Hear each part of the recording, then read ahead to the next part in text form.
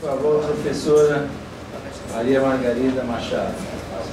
Obrigada. Boa tarde. Boa tarde, gente. Tá todo mundo bem cansado já, né, de escutar a gente aqui. É a hora. Não, eu queria começar agradecendo o convite, né, o convite de ter podido dividir com, acho que, boa parte dos educadores brasileiros, ligados aos nossos sindicatos aí, a CNTE, as minhas reflexões sobre a formação de professores de educação de jovens e adultos. Para nós é um espaço fundamental, né? Nós estávamos ali comemorando, acho que é a primeira vez que a gente tem pautado na área sindical o campo da educação de jovens e adultos com esta importância, com esta relevância, inclusive sendo colocado ao lado aqui de pessoas tão ilustres, né? De artigos também com tantas provocações, né? Eu fiquei aqui escutando os outros, a vontade era ficar me metendo e conversando um pouquinho com cada um, mas eu não vou fazer isso, senão não dá tempo de falar do meu artigo. Eu queria elogiar também esse espaço aqui. Eu acho que isso é muito interessante para a gente que escreve poder vir dividir com vocês o sentido da nossa produção e isso poder depois ser levado para o debate aí no interior das escolas, né? Eu venho falar de um campo, o campo da educação de jovens e adultos. Eu acredito que em parte esse campo se encontra naquilo que o Monlevade chama de povão, porque nós não estamos falando da classe média nem da classe alta brasileira, nós estamos falando das pessoas empobrecidas e que não concluíram a educação básica, né? Então, meu texto vai tratar um pouco do que a gente viu acontecer com a formação de educadores de jovens e adultos nos últimos 10 anos. Só que antes de entrar no texto, eu queria fazer mais uma menção que eu acho que é fundamental a participação da CNTE na Comissão Nacional de Alfabetização e Educação de Jovens e Adultos. A CNTE tem um assento nessa comissão, é importantíssima a participação, o Heleno tem ido representar a CNTE em várias das reuniões, porque essa comissão ela é uma comissão assessora do Ministério da Educação e a gente lá tenta pautar as políticas para o campo da educação de jovens e adultos, né? Eu acho que a revista só vem reforçar o compromisso, né, da área sindical com essa discussão no campo da educação de jovens e adultos. Bom, o texto, quando o Luiz me procurou, ele falou, bom, como a revista é uma revista temática e vai pautar a questão da formação, eu fiquei, de fato, tentada, porque a nossa área da educação de jovens e adultos é uma área extremamente difícil, é um campo de muitas tensões, e eu fiquei tentada a trazer uma perspectiva mais positiva para o que nós estamos vendo acontecer no campo da educação de jovens e adultos. Eu não quero, com isso, desconsiderar todas as dificuldades que nós ainda temos que enfrentar no campo.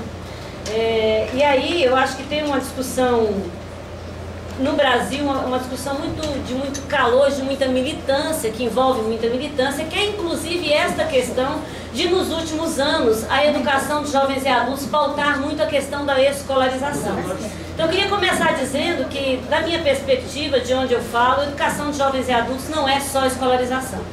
Ela é muito mais do que escolarização, ela tem um berço muito significativo no Brasil e na América Latina do que a gente chama de educação popular, que está fora da escola, que está no espaço não formal.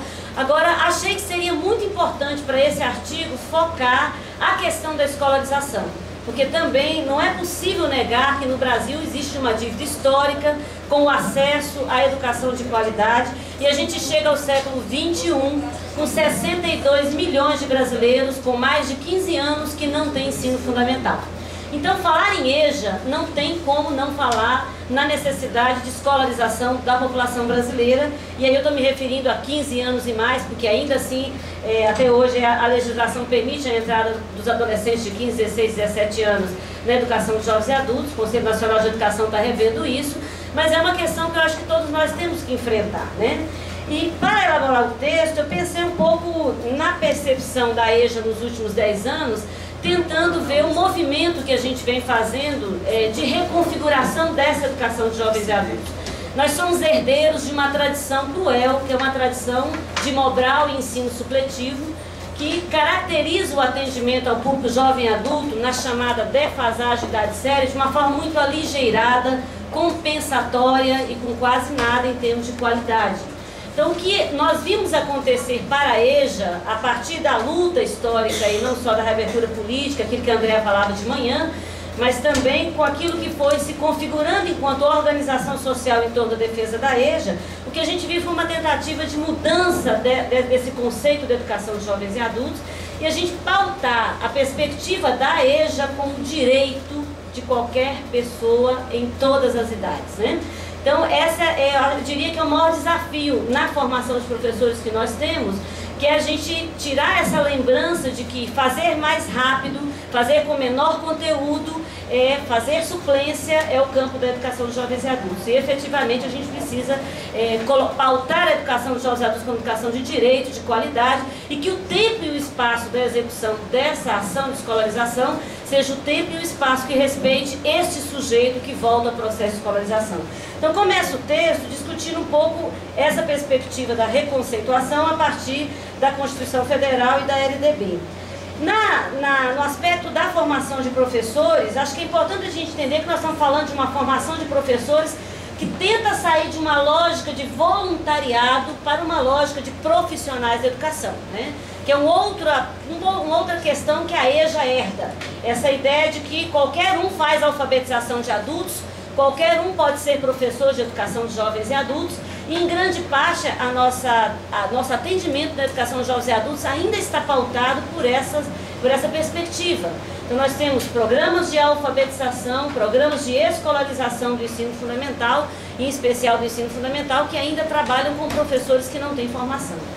E aí eu não posso deixar de fazer referência àquilo que os colegas também já colocaram anterior a mim, que é a questão da universidade, né? Embora a gente perceba que há uma perspectiva de mudança, mas há uma dificuldade muito grande de perceber na formação de professores, seja no nível normal, seja nas licenciaturas em pedagogia, considerar o sujeito jovem e adulto como um sujeito de aprendizagem. A gente se forma para um aluno ideal. Parece que aquilo que a gente vai fazer lá, e eu fiz magistério, eu fiz licenciatura em História, licenciatura em Ciência e Matemática, e toda essa formação, em nenhum lugar eu consegui ter acesso a uma obra que me dissesse assim, a cognição na vida adulta, ela permanece seguindo, ela continua, a gente continua aprendendo, e como é que eu lido com esse sujeito que continua aprendendo, né? Então a EJA, ela enfrenta muito essa dificuldade, nós não temos formação específica para professores que vão atuar na educação de jovens e adultos, e nós temos muitos colegas licenciados que se surpreendem quando entram nas redes públicas e vão atuar com jovens e adultos e eles absolutamente não sabem o que fazer com eles. Então essa é uma questão que para o campo da formação de professores é um grande desafio. A gente tem que sair dessa lógica de que é voluntário que vai atuar na alfabetização e educação de jovens e adultos, e a gente tem que sair com essa lógica da invisibilidade da modalidade na formação de professores.